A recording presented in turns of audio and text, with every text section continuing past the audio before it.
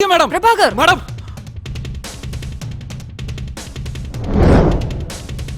ഇവിടെ ആരുമില്ല madam. Madam ഇന്ന് രാത്രി എന്നെ റെഡിയാ കൊല്ലം മാഡം പോയി രക്ഷപ്പെടുത്തു മാഡം പ്ലീസ്.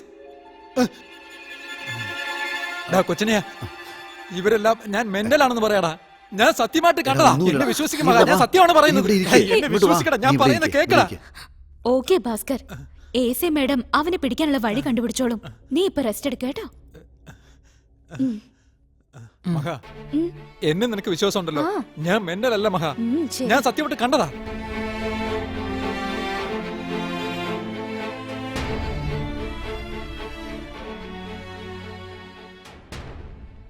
അങ്ങനെ ഒരു കില്ലർ വന്നതായിട്ട് എനിക്ക് തോന്നുന്നില്ല. ആക്ച്വലി അയാൾക്കുള്ളിലുള്ള ഡിസബിലിറ്റി ഐഡന്റിറ്റി ഡിസോർഡർ അതാണ് അങ്ങനെ പറയിപ്പിക്കുന്നത്. Yes madam. റെഡ്ഡി ജീവനോടെ ഇരിക്കുന്നത് ഭാസ്കറിന് ഇഷ്ടമല്ല. അവന്റെ ഈ രോഗം കാരണം റെഡ്ഡിക്ക് ഇനിയും ആപത്ത് സംഭവിച്ചേക്കാം മാഡം. എന്താ